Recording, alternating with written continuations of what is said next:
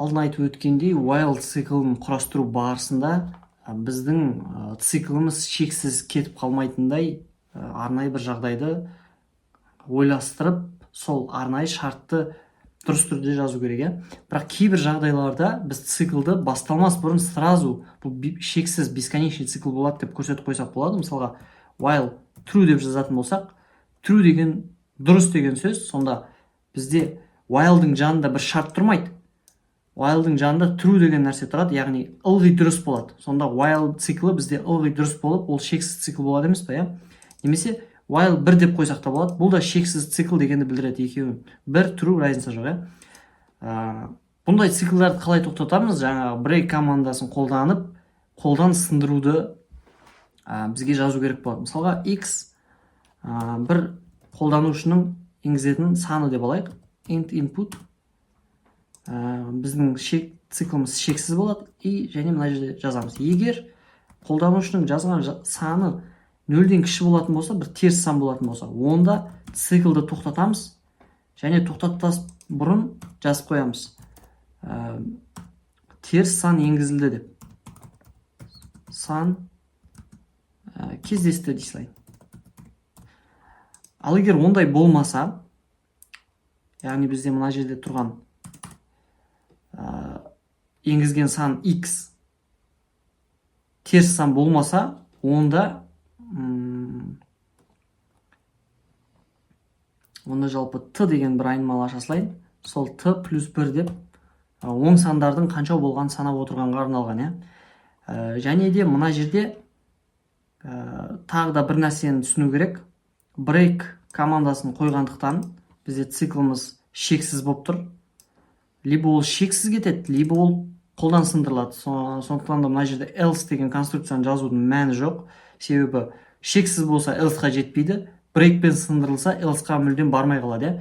Сондықтан else-сыз мына жерде print t деп жазайын.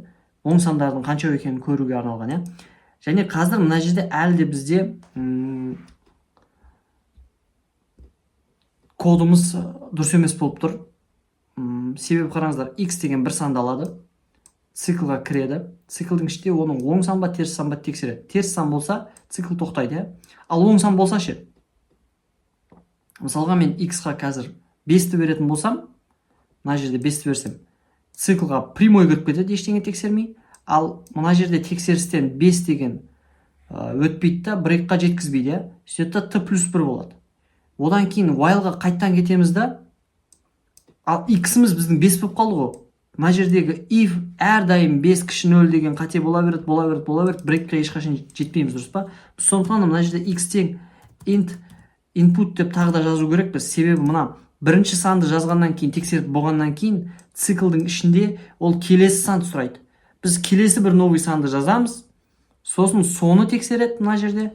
Ол оң сан болатын болса, қайтадан енгіземіз. То есть мына жерде запуск басып көрсетейін. Қазір қараңыз, 5-ті басам. Мына жерде менде name t is not defined дейді. Мен t өсіп отырады дедім да, бірақ t-ны алдын ала анықтап көрсету керек. T 0-ден басталады деп. Енді запуск басып көретін болсақ, мына жерде 5-ті жазам, тағы да келесі бір санды сұрап тұр. Неге? Себебі менде 5 мынау while циклына бірден кіріп кетеміз. If шартынан қателік шығарады да, break-қа жеткізбейді, цикліміз сындырмайды. Сөйтті t 1-ге өсіп үлгерді. Ол амал есептелуде, және менен келесі бір сан сұрап тұр. Мен 9 деймін, тағы бір сан сұрайды, 7, келесі бір сан, 15, 46, 498. Енді бір минус сан, теріс сан жазып қалсам минус 8 деп. Міне осы жерде бізде сразу тоқтай қалады. Яғни теріс сан кездескен кезде бірден тоқтауға бізде команда алады да. Қараңыздар, мына жерде мына сандардың бәрі оң сандар. If конструкциясынан, if тексерісінен қате шығарады да, break дегенге жетпейді. Ал минус 8 жазған кезде ше, минус 8 мына жерде x кіші 0-ден деген дұрыс болады. Теріс сан кездесті деген текстіміз шығарады. Команда break while циклін сындырады. While циклі мына жерде табуляциядағы амалдар бітті ғой. Мынау whileға қатысы жоқ, while біткеннен кейін шығарылатын print 6 дейді. Яғни минус 8 саны теріс сан кездескенге дейін бізде 6 оң саны жазылған, сон санап отырған болатын. Яғни бұл кейбір жағдайда біз өзіміз осылайынан while циклын шексіз деп көрсетіп, оның ішінде қай кезде цикл сындырылатынын көрсетіп, осылай жұмыс істеуге де болады.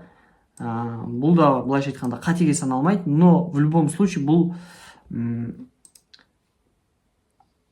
қалай айтса болады, грамотность бойынша бүйтіп самый интеллектуальный, самый андай ең жақсы шешім болып табылмайды. Негізінде бұл жерде біз мына былай жазу керек едік. Егер x 0-ден үлкен болып тұрса деп жазамыз. 0-ден үлкен болып тұрса,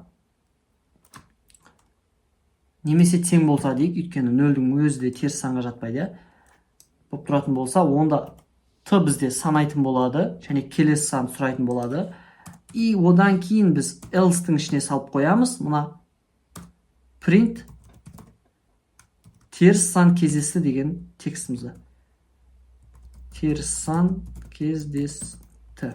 Осылайынан жазсақ бізде тұрсақ болатын еді. Мына жерде break жоқ.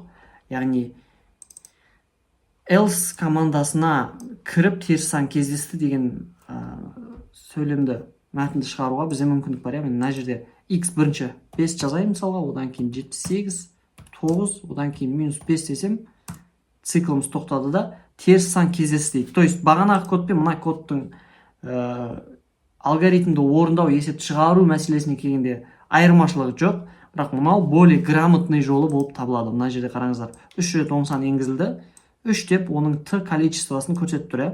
Счетчик санап отыр. Теріс сан кездесті деген мына else қай кезде орындалады?